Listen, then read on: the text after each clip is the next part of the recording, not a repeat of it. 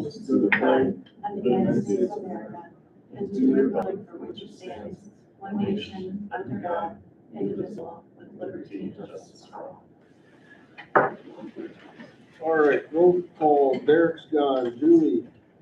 Chad. Here. Lee. Here. Melissa. Here. Mike's here. Greg. Here. Nathan's gone. John. Here. Gretchen. Here. Sammy. Here. Phoebe. All right, adoption of the agenda. So moved. Melissa moves it. I'll second. Julie seconds. All in favor say aye. Aye. All opposed say no. Motion carries 5-0. Okay, so that's what we're doing, 5. All right, Warrior Pride. This would be to accept a monetary donation from Merchants Bank for the elementary, middle school, high school buildings, and a monetary donation from Rain Run for needy student mouth breaks and media centers. Lee moves it. I'll second. Chad seconds it. All in favor say aye. Aye. All opposed say no. Motion carries 5-0. No board showcase tonight. Student school board report. School started back up on the 5th, but PSEO classes started up on the 12th. We had the day off yesterday for Martin Luther King Jr. Day, and we're doing a blood drive tomorrow. All our sports are going well: basketball, gymnastics, wrestling. That's it. All right, fantastic. Thank you, Sammy. Public comment. Nobody on the public comment? Nope. Okay. And then the consent agenda. Is there any discussion on the consent agenda?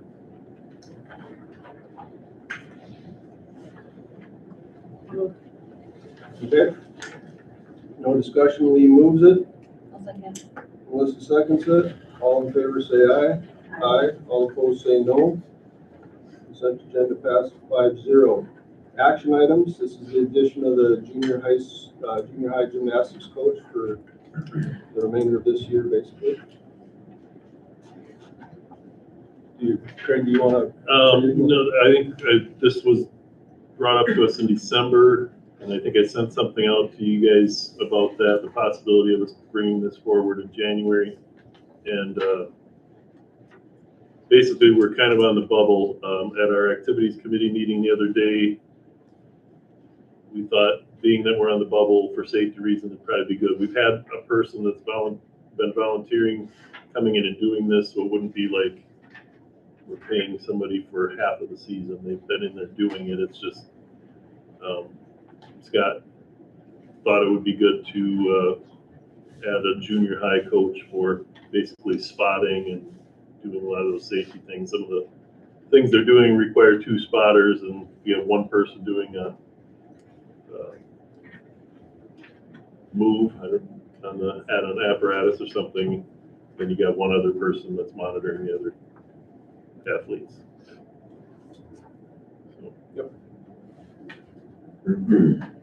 Any comments, questions about that recommendation? Overall, our numbers going up with gymnastics, or? Yeah, they've had pretty good numbers. They've also been doing pretty well. I think they got 3rd at the competition. They beat Casson the other day, which kind of surprised me. That's kind of cool. But yeah, they're around 18, 19, and I don't know the ages of all those, but that 18, 19 is kind of a bubble number for me. All right. Well, I'd make a motion to approve it, I guess. Is there a second? Julie seconds it. All in favor say aye. Aye. All opposed say no. That carries 5-0.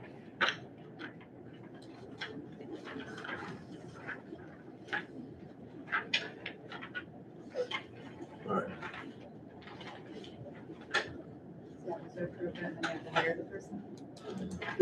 So that was to approve it. Now we have to, so this would be action item B. Am I on this correct? Yeah, she said that she's been helping. Okay, so this would be for hiring minors to for that position? Yes. She's currently doing it, is that correct? She's the one that's been Been there, yeah. volunteering or been doing it the whole season. That was Scott's recommendation. We just hired her to be official. I would approve. Okay. Julie, Lee seconds, all in favor say aye. Aye. Aye. All opposed say no. Action item B carries 5-0. Administrative reports, Mr. Boulder is not feeling well. Mr. Wallstrom? Yeah, this week is Paraprofessional Recognition Week, which those weeks I personally, they seem a little forced because we appreciate people all the time. However, I will say I'm lightening up to it because it creates that reminder to say a special thank you to people. It's a tough job, a special education paraprofessional. It's a very, very busy job. If you saw the work that people are doing here at the school, it's just every minute is accounted for. They go from one thing to the next it's a difficult job. So just wanted to say a special thank you. We gave everybody, Rachel Stackhouse made a really cool little, charcuterie board in a box, fancy little snack thing. So a special thank you to everybody. I hope they feel appreciated outside of just this one opportunity, but certainly a staff worth highlighting. A couple other highlights.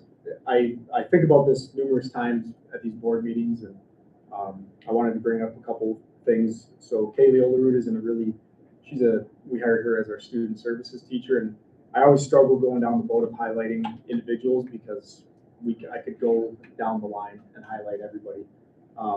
But we wanted to change that role a little bit. Even retitling it to student services rather than school counselor, and reshaping kind of what that position looks like, and it's just going really well. She herself is just super capable, anything related to kids.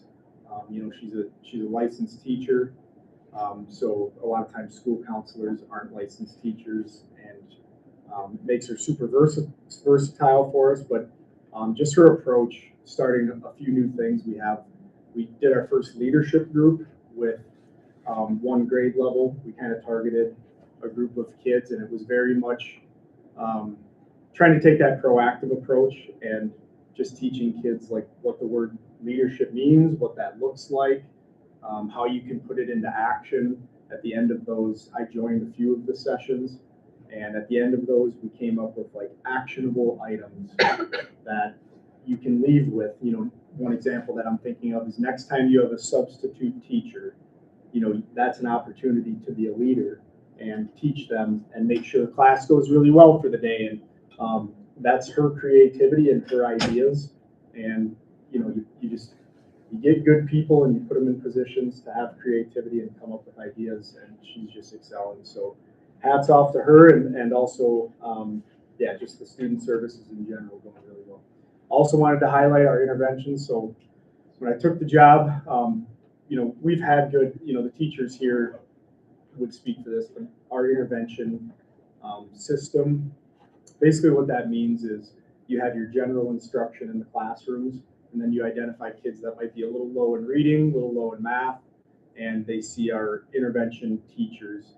It's not special education, but we have a schedule set up, our daily schedule, that we have a win block. So it's an opportunity that kids can get pulled from class to get a little extra work on reading and math, but they're not missing any core instruction. So one of my goals was just to try to tighten that up and improve it a little bit. And we always had good people, but just systematically, there's a lot of acronyms, but the MTSS model is one of those, and I just feel like we're really rolling. We've made a lot of progress in the last year and a half. So I would like to highlight that as well. We progress monitor those kids that get intervention. We look at weekly or bi-weekly data to see how much growth they're making. And if you see kids, I'm doing this with my hand because you see these lines, and if you see plateaus, you try something else with that kid, and I just feel really, really good about it. MTSS model is a big push across the state right now, and not just in our state, but it's a model that works. And I feel like we're close to being that school that, you know, other schools will look to as like, how do you guys do your MTSS model?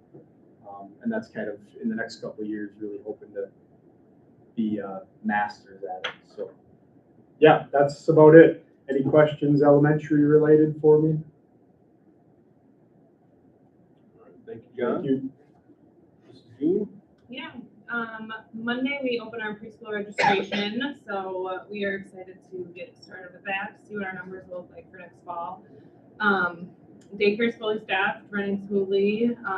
Got a lot of movement right now, kids moving rooms and new babies coming in the next couple weeks here. And then just the same thing you're gonna hear from me for the next couple months is getting everything ready for testing, training scheduled, finalizing days we're gonna test, and just starting all my prep for that. So yeah, that's about it. Questions for Gretchen? Thank you, Mr. Durkee. Piggyback off of both these guys for a little bit. The MTSS stands for Multi-Tiered Systems of Support, and I would agree with John that our teachers do a great job, especially in the elementary, of supporting our students. Not only the ones that are struggling, but then what do you do with the kids that are doing well? So that's something great. Tomorrow I'm in Maple Canton attending an event where all of the HVED people are getting together. It's an MTSS event for superintendents, and we kind of work together and look at other schools. You guys are doing this really well. You guys are doing that really well. How do we piggyback on that and things like that? So one of the other things, Gretchen and I have been meeting with the EDA, and we have they've agreed to help bring in a consultant, or not help. They're going to pay for a consultant to come in. You know, we've been kind of making the case to the city and the EDA and the county that, you know, this daycare we're doing is a good thing for the community, but maybe you guys can help us out. So they are helping us out with paying for somebody to come in and see if there's any cost saving measures. We have realized some cost saving measures recently, but if we can find more, we're interested in that too. I attended the MSBA conference last week. Opening speaker was a guy named Matt Lehrman, who talked about leading through complexity, and it was a real good message from him. I attended a bunch of breakout sessions for, I unfortunately did not do a workout session. But breakout sessions, several of them that I attended were on, you know, referendums and good and bad stories from different schools that have tried to get referendums. Safer Schools was another one that I attended, as well as some others. But those are some of the highlights. The other thing I would maybe need some direction from the board is how we're going to go about filling Spencer's vacancy. Do we have anybody to appoint? I'm not aware of anybody. Do we reach out to try and see who's interested that might be willing to be appointed? And then I think we need to know, I think last time when we filled for Tim's position, we sent out a questionnaire, people answered it, and then we used those questions to figure out who we were going to appoint. Time before that, we sent out a questionnaire, brought people in and did interviews, and we can do it any way we choose, as well as, you know, we're going to have this person do it. I don't know if anybody's expressed interest, anybody or not, but we need to probably figure that out, because it'd be nice to have somebody. You have to make a decision, and then there's a 30-day waiting period in case anybody has an issue with that. So, Well, let's do it just like we did with Tim, I guess, right? so Post it in the paper. So should I put something in the paper and see who's interested, and then have those questions? Do we want to just use those questions to narrow it down and have people vote on it? Just do it like we did last time. If it's all right with you guys, I'd do it the same way we did last time, right? Okay. All right, we'll get something out. I don't know what the you guys know what the deadlines are for the papers? For, Not offhand, for the Okay. journal. I'm just trying to think. It may not be until March when we appoint somebody. I think that's okay, but I just trying to figure out the timeline. If we can do it in February, great. If not, we'll do it in March. Okay. Questions for Craig? Okay, and Barb's report, she was emailed, so if you have any questions on that, you can feel free to contact her directly. Okay, old business items, there are none. New business items is the 26-27 working school calendar. We have to get this thing approved by February, or we can approve it tonight, I guess, but it has, like, at the very latest February, right? So, Well, and it's goofy because either one of these proposed calendars will require us to be accepted for the flexible learning year. And they don't have the new form to apply for the flexible learning year available yet, or they didn't last week when I checked. So it would be approving pending the approval of. right. the But flexible either learning. one of these could be submitted on the form, they don't care, do they? Right. Yeah, okay. Okay, so, we got the proposal 1 and proposal 2. The first semester, there's no change between, they're the same, right? And then, in 27 then, January is the same, February is the same, the difference is March and April. And then May, right? And May, oh, yep, and then May, you'd be getting done on the 21st instead of 3 days earlier, 21st instead of 26th.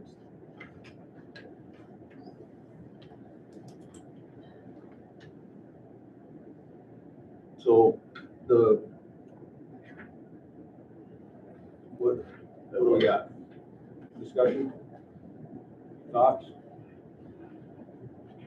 The weird thing about, I'll say this, the weird thing about 27 is that the Easter's in March, and that happens about once every 5 years, you know, and so it's a strange year. But in every other year, if you, even looking back before we did the early start, I got the calendar somewhere around here from 2020. This is 2019, 2020. There was a break in March, break in April. And this year, 2026, break in March, break in April. And then the subsequent years of 28, 29, 30, when Easter's all in March, or in April rather, you'd have the break in March, break in April again. This is the only year where we have this weird situation.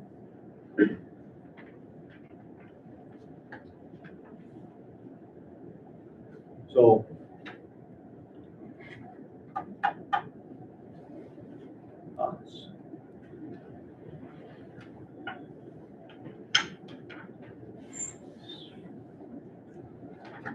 This encompasses all required hours. Is there any benefit or meeting from teachers getting done on the 26th versus the 21st?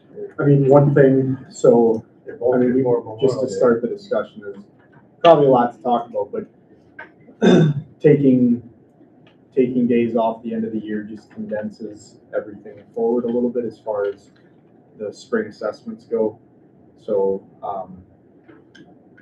you know, like and I'm just starting the conversation for everybody, but, you know, if we end a little bit earlier, that means like the testing we have to do, that those academic days you lose when doing assessments, they just get pushed back a little bit. So, you know, I'm not the one doing the teaching, but, you know, I know one thing was that the big 10 days off right before we start our like MCAs and assessments, and talking about like 10 days, and that's obviously including the weekend, and concern about, you know, any sort of regression. And, you know, I don't know how the public comment works, but we have a bunch of teachers here that can answer our questions if we, yeah, you Wanna- guys are free to speak.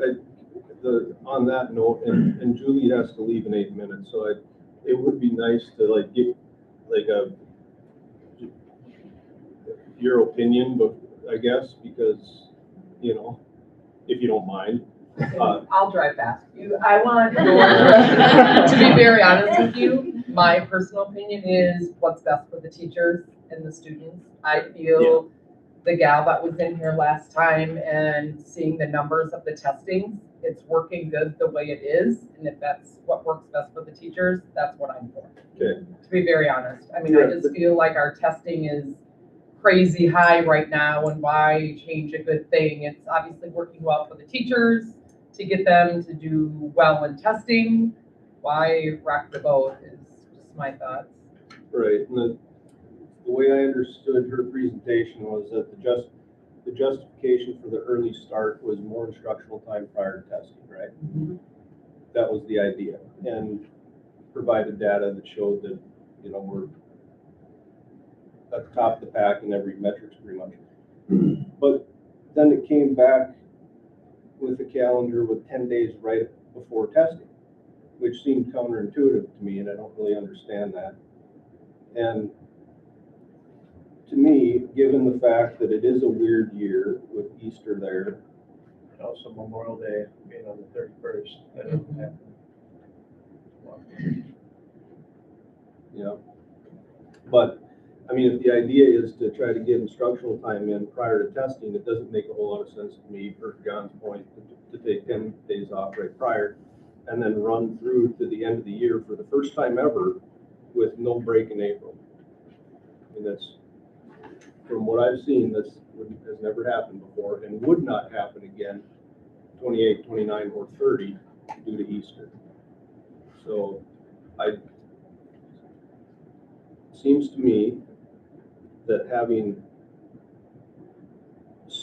periodic breaks throughout the year, every month, 4-day weekend or something, and if families or teachers want to work a spring break in, add another day or two to the 4-day weekend, they have that opportunity to do so, versus a giant break and running straight through the end of the year. But Yeah, the only thing that I noticed when I was looking at this at home was, I thought we had one proposal, like proposal 1, but then the second proposal had larger break in April. it had a 2-day break in, or a 2-day break in March, and was it 3 days? I don't remember. It was a 2 It was days, the Thursday, Friday before Easter. and Thursday, Friday, and April 22nd, 23rd. So Yeah, so why the change, When we met with the calendar committee, there was, which is comprised of teachers, there was a big push for having the full week-long spring break. Cited, mental health and for the students and the staff, which I could make the case for break in April too, because that's a long stretch. well, if we end on the 26th, we're still ending before Memorial Day. If we ended on the 28th and put 2 days in April somewhere, is that an issue? You mean like 2 days off in April? Yeah, So, I mean, Gretchen can help speak to like the testing calendar and stuff. The MCA testing calendar starts to get pretty tight when you have days off. And I'm not saying, 2 days is not possible, like it is. But when that was brought up, when we had that one that had There were 2 different breaks in April on one of the suggestions, and that just would be really chaotic for me and everyone trying to get all their tests in that time frame. yeah, there was one that had 2 breaks in April, but the one that he's referring to had just one 4-day weekend at the end of April. And historically, that's always the case, so I don't know why 2027, we'd all of a sudden need no breaks in April, or have it be a big, why is it such a problem in 2027 to have a break in April, but every other year we have a break in April? As far as the testing schedule is concerned. Am I missing something I mean, there? just some of the feedback that I heard was having those breaks were a healthy break to recover and move forward. I mean, one of the big takeaways from the surveys, from the parents at least, is they did not want the week-long spring break.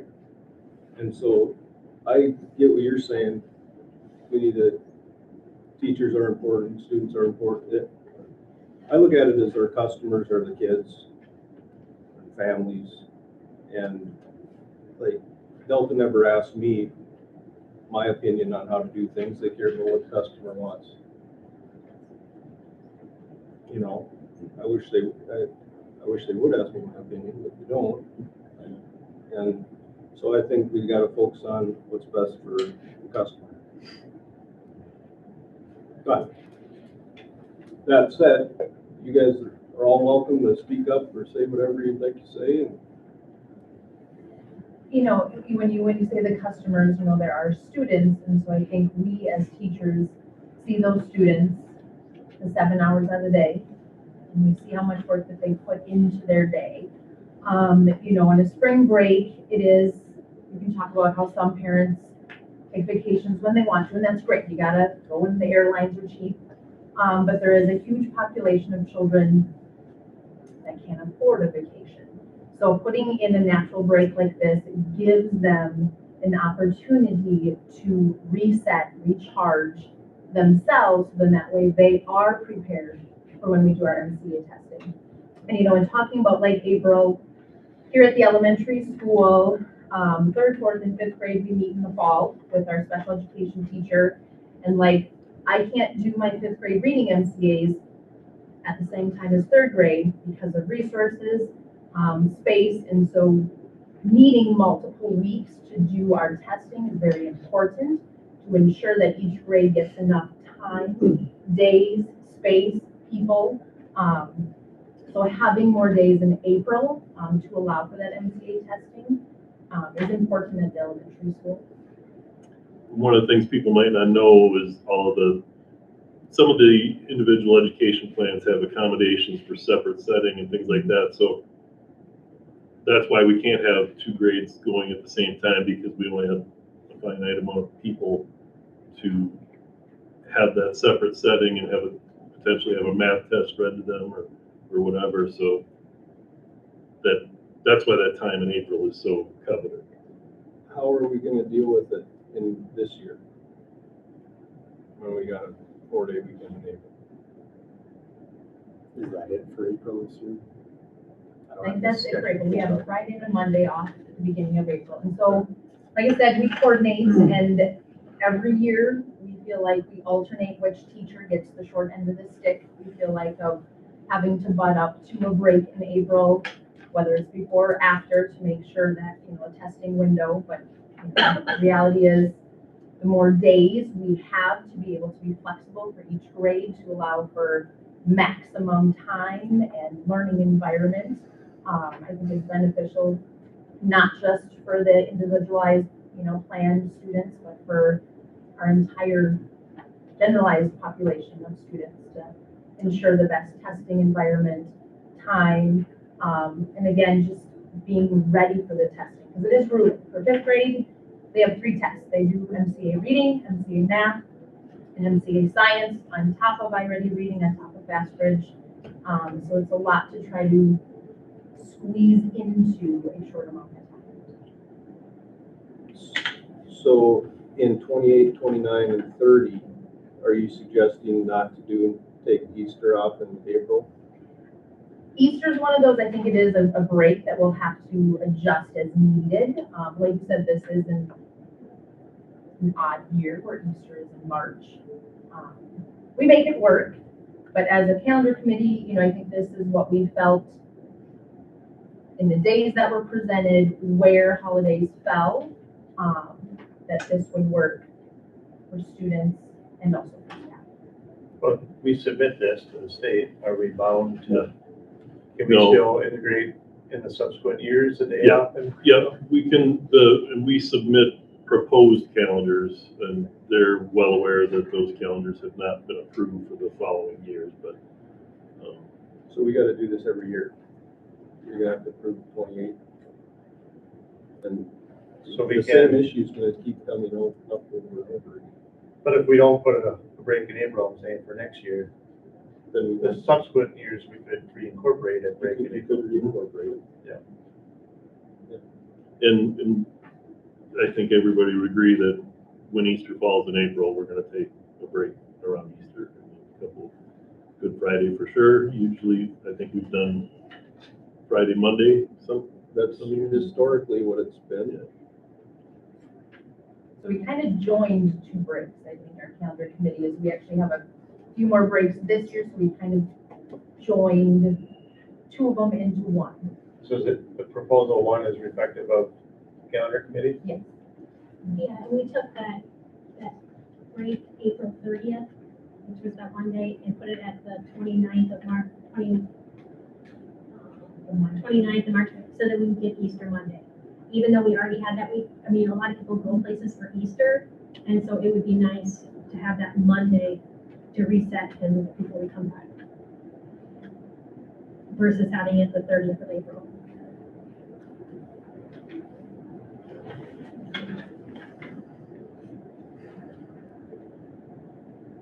So the benefits of the students, you're not recommending any breaks in April to help with the testing. Well, that we can incorporate within our classroom. You know, I think a day off, I think is better valued in March right now.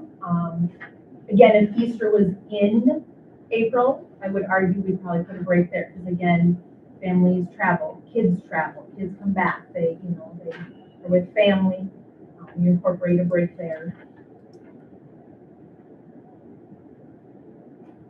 So knowing that this is just for next year and we can tweak it for subsequent years, I guess. In line with Julie, I trust the teachers to support our customers, so I'm not against that. Good. So Julie, you're for proposal one?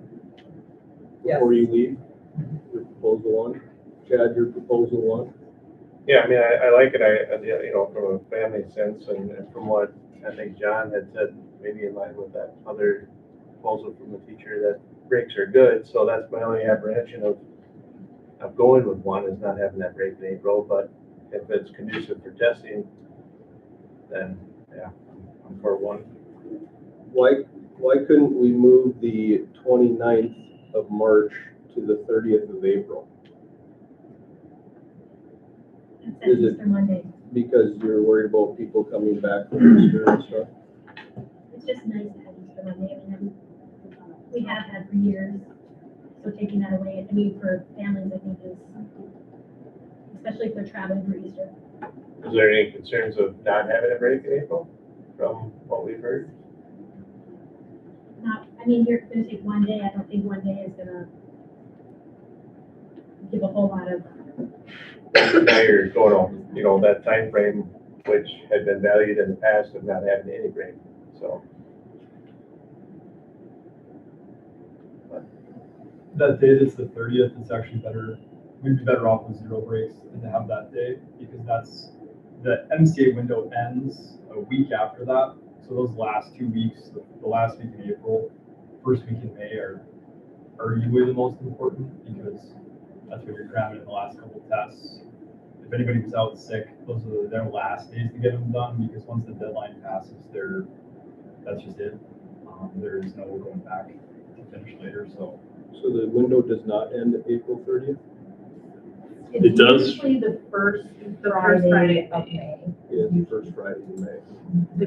Well, the I science, don't know the science next year. window is a little longer than. Right, than the I root can't say for certain, but it's historically the first Friday in May is when the window ends.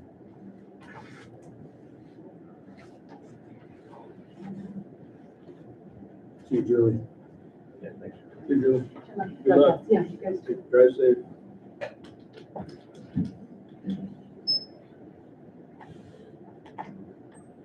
All right. Well, we're down to, we still have a quorum.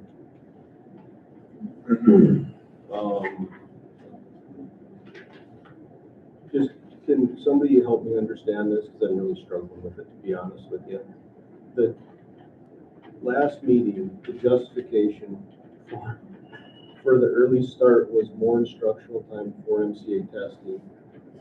And then this came back with 10 days off right before MCA testing. So the parents that were here that were concerned about the fare issues, which is a legitimate concern, seemed to look at the data presented, understand the logic behind it, and the need for more testing.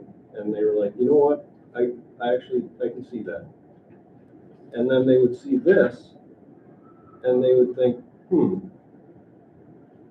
that's counterintuitive to what I thought was the justification. I'm struggling with that one. You guys, you know where I'm coming from or not? Am I missing something?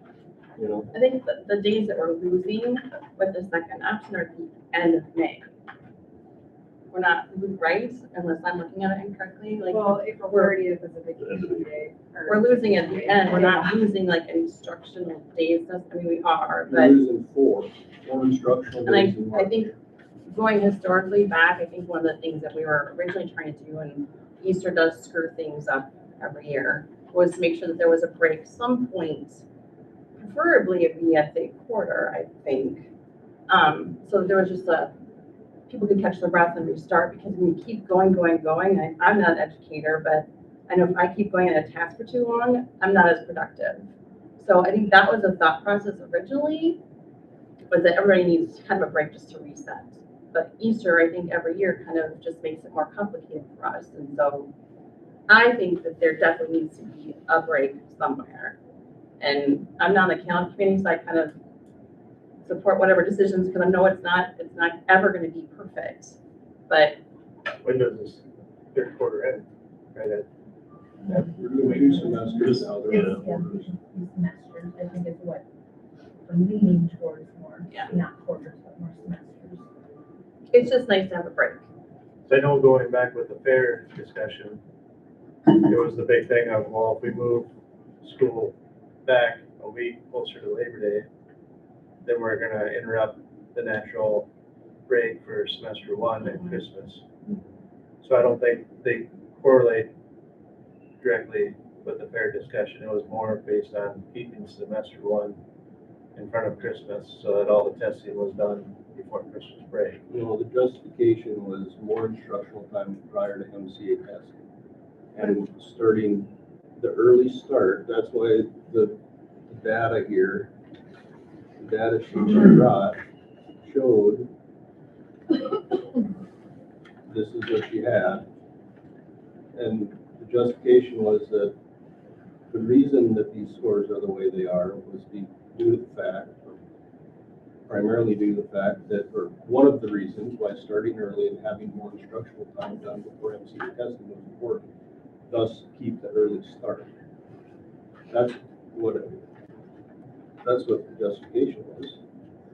And we're losing from proposal 2 and 1, there's 4 less instructional days prior to MCA testing in that second, in overall. But so I get it. You need breaks and stuff. 10 days seems like a strange thing to do, right in March, but. Was it this year, or am I thinking of previous years? If it weren't for an early start, then a big break at the beginning of spring is pretty much off the table. Was that this year? But the semester that goes past Christmas, where right now the semester stops at Christmas break, which I think is the right thing to do, because it's hard to have kids come back. And you guys can talk about it, but I think it's hard to send kids back having to still finish out a semester or a project or whatever the case may be. I think it was when I was teaching and probably involved in this very process that something that was on the table is either you do an early start and have a big break in the spring, or it was kind of a normal start date, a later start date, and there wasn't a break. So I think I'm I think kind of recalling previous, because certainly there were discussions that, well, if we have a spring break, we're going to be going into June. Nobody wanted that. That's right. If it was late start and a spring break, then school's getting out. So I mean, if we were doing a late start or a normal start time in September and talking about spring break, I would have to, and focusing on academics, people would probably be thinking you're losing lots and lots of instruction. Not only are you starting later and losing a week or two of instruction and then losing another week. So I'm not sure if that's making any sense. Certainly the week in March, you're losing some instructional days. The cost benefit of starting early, the benefit of starting early is still you are, gaining some of those still, like you're still capturing more instructional days. Not as many instructional days as if you start early and don't have a break. Yeah, well, to Chad's point, one second, to Chad's point, one of our goals was to get the first semester done before December, which was justification for the early start. The justification for the early start for this was more instructional time for MCA testing. So they're, kind of apples and oranges, but I think the more instructional time coupled with breaks to reset and focus, I think was kind of two of the big things. okay. Jake? Yeah, I was just gonna speak to, you brought up the question earlier about having that break, which is, 10 days, and then would you have some regression over that? So I was just gonna speak to that quick, Yeah. that is a valid concern. Yeah. So that's roughly the same, take that as the same length as Christmas break. Mhm. Just for the upper grades at least, I can speak for, that's not a long enough time to really see any significant regression. At very worst, you might have a class that has zero regression, you can pretty much pick up where you left off, or you might have to go back one day to kind of just get everything flowing again, but it's not a long enough break to cause any significant issues there, if that makes sense. Yeah, that makes sense. That coupled with the getting out a week earlier in May is kind of a big pickle to deal with, because April and May, for every grade, there's a significant amount of testing, but almost every grade backloads their field trips to that time of the year too. So when you're scheduling testing, there's a lot of testing that happens outside of MCAs. That's when we can get our fast for generics. But then you throw in all the field trips and field days here and this and that. Losing the week or even the 3 or 4 days in May to get out the 21st and out the 26th, it's a pretty significant difference there. If that makes sense. It's to have that extra week in May gives us a lot more room to work with scheduling stuff. Well, okay, it's 2.5 days, it's not a week, but it's 2.5 day difference, right? Because Yeah, but even 2.5 days, it doesn't sound like much, but 2.5 days. It'd be 3 days because you're getting done on the half day on the 21st, so you are getting 3 days. But oh, there's three days then, okay. And I think too, as a calendar committee, we discussed the idea of quality over quantity. And we felt proposal 1 provided quality instructional time for students. Again, yes, for teachers, we can come back and give quality instruction, but also then students can receive quality education instead of just trying to shove 5-day weeks, amount of time so we can hammer as much to them. It is about quality over quantity sometimes, and I think that's where we felt calendar 1 provided good quality education by providing enough time for instruction, but then also a reset to then be prepared and ready once testing does begin. Okay. I just keep reminding myself to, and I hope we're all doing this, just like thinking of the kids and what's best for them. I don't know. I mean, I do, like this year, I was a little more in tune with kind of the feel of kids, being someone new to elementary. And like I do recall this year after Christmas break, like feeling like kids did have a little bit more of a pep in their step, like coming back from Christmas break. And the youngers, certainly, it's a little bit more like Becky's laughing, a little bit more about harnessing that. But I think of like, 3rd through 5th grade. I don't know if you guys you're in there with the kids and have the experience. Like the big break, you're certainly, it's a big break right before a really important time. And I see, the benefit of that could be like a huge, re-spark of energy for kids as we hammer through the rest of the year. But also you could see it as, like Mike is saying, like it is a big chunk of time off right before. And I know, Jake, you just spoke to the regression and saying it's not a concern, and I trust your input, but what's your guys' feel on that?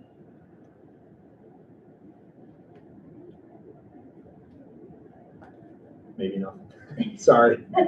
Well, I feel like by that time of year, we're not teaching a whole lot of new material. It's a lot of just practice and review and practice. And then, like what I've done in the past with my teaching is when we come back from that break, it's a lot of how do you take the test?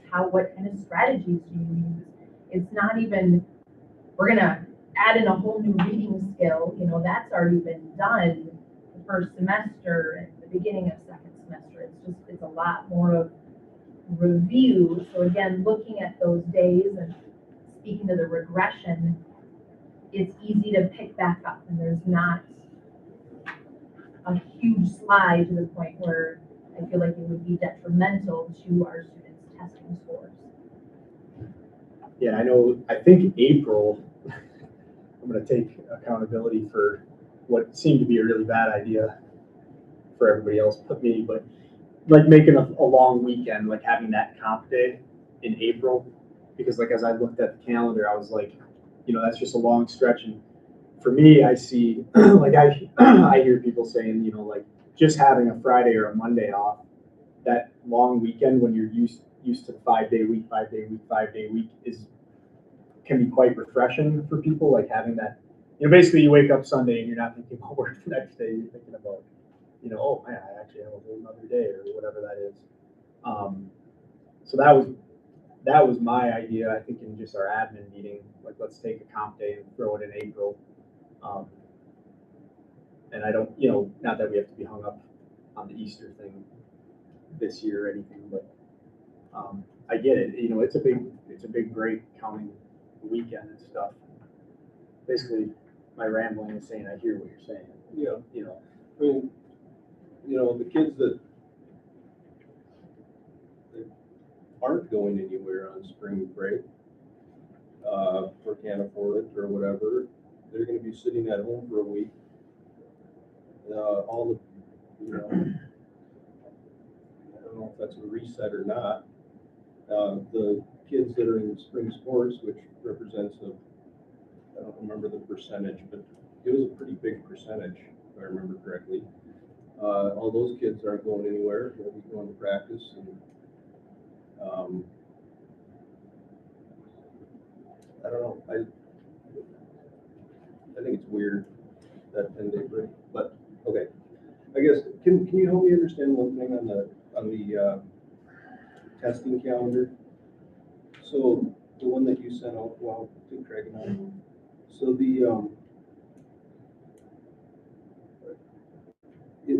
this was for this year. Our last test is on April 30th. Is that correct? Am I reading this correctly or not?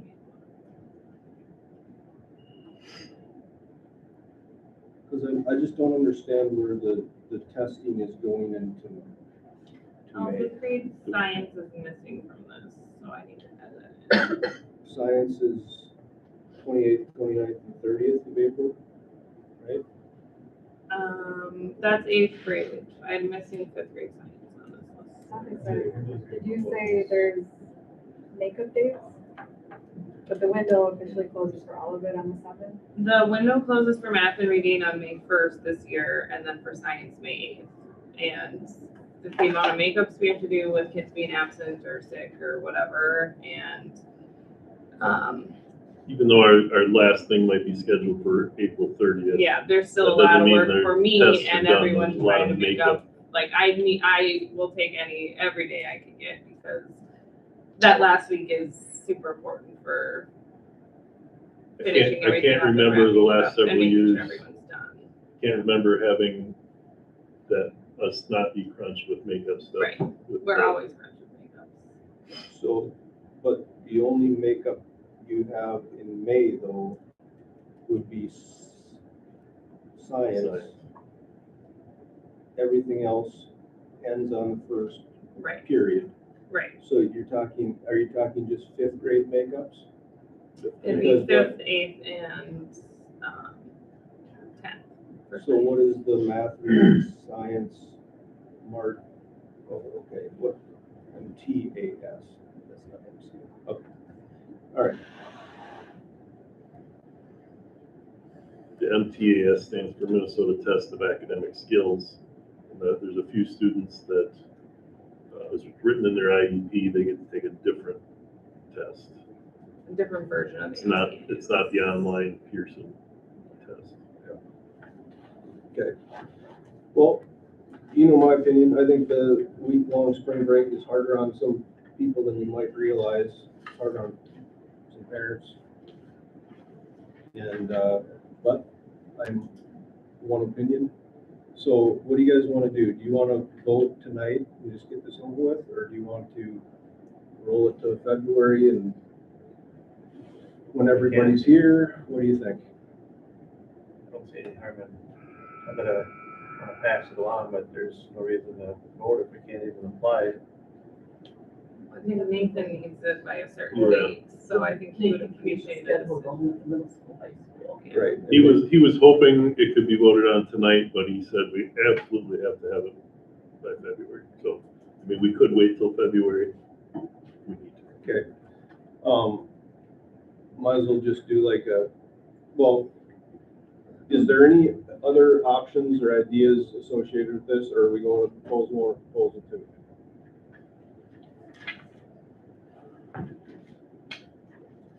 Okay, So with the reason, I mean, I'm getting what Mike's saying with valid points, and we all know that parents take vacations when they're gonna take them.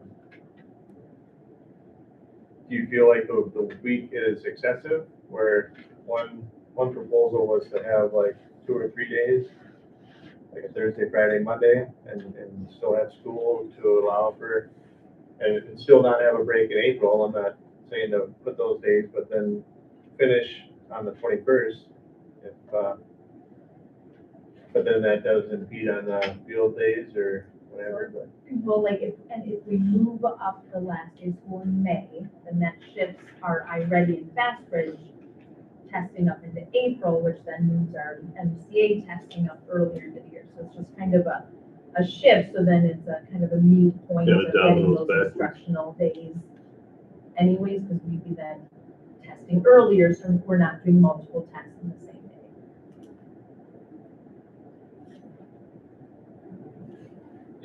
you could take March 24th, 25th, 26th, and then 29th.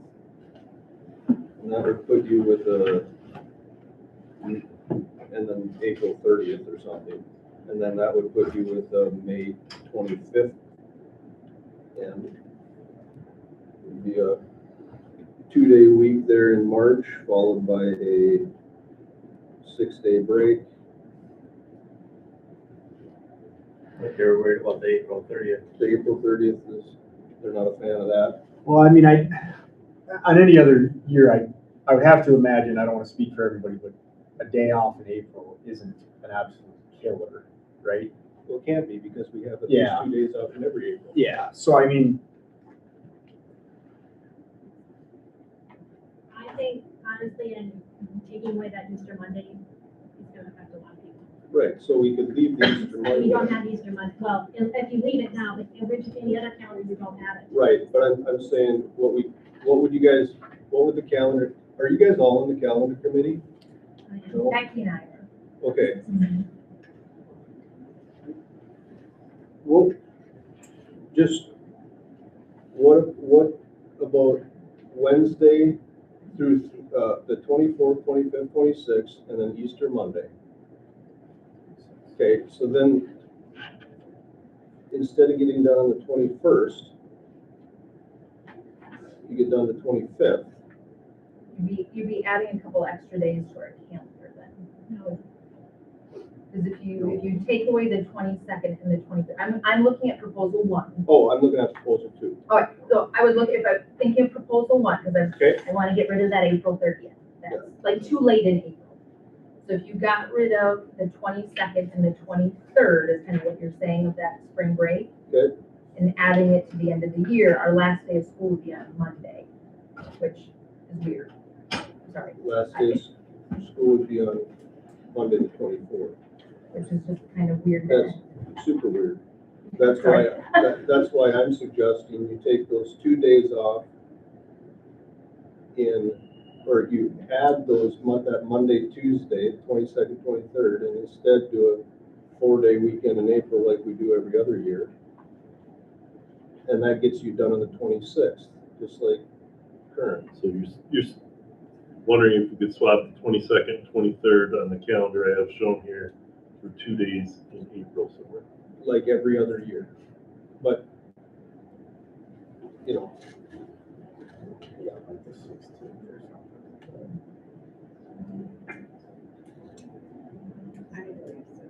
yeah. Uh-oh. Okay, how about, who wants to vote on it tonight? Show of hands. I'll vote on it tonight. You don't care, Either way. you're either way, I don't care. you don't. Like, I'm leaning towards 1, just because historically that's what we've done that break. It's the same extent of time. Test scores aren't affected negatively by it. Like, why reinvent the wheel? That's kind of where I'm at. And every year it's be different. This year's kind of wonky on here, but if they're okay with it, and I'm okay with it. That's kind of where I'm standing. So Melissa's proposal 1, Yeah. yes? Yeah, I'm still leaning towards 1. I mean, I like the idea of having 2 breaks as well, but if it disrupts things, then I don't like that. So, Okay, is that a yes? yes, for 1. And you're a 1 or 2? You're a 1 and I'm a 2. Okay, so can we just call that the vote? Who's gonna make the motion on which calendar here are we gonna go first? Motion for calendar 1, do it that way. Motion for calendar 1. Lee makes a motion for option 1. I'll second. Okay, Chad seconds. All in favor say aye. Aye. And all opposed say no. So motion carries 3-1. Okay, done. School policies. Any discussion on the school policies? Now, we need to review. Greg or John, you guys got any? No, and these will be coming again because we're in our 3-year cycle, so I think I mentioned that in my. Was the mission statement one on here? Yes. I opened that earlier in the week and it's the old, Click that link on 104. or did I miss? Like it says the mission statement there, is that, I thought we changed it. a That we bunch. did. Yeah, Review I just, January 20th, 2026.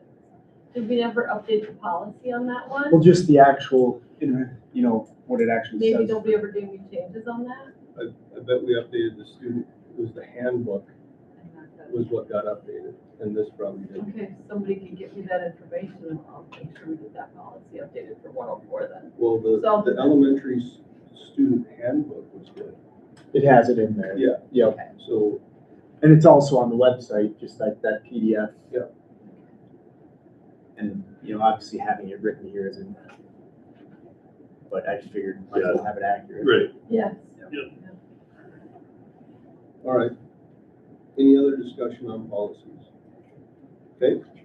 Board member reports, Melissa?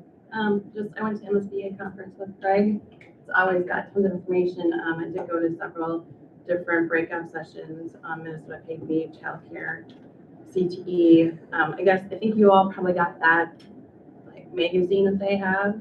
So I think, right? And it's got all the different like breakout sessions they have. If there's anything that you would be interested in, I think I can still access the handouts from those sessions. So if you're like, oh, I wish I would have found the notes on that, I can pull them for you. So just let me know. But yeah, it was really great. Wish you guys were there. So. Sounds good. Thank you, Chad. Lee? All right, and I do not have anything. All right. Motion to adjourn. All right.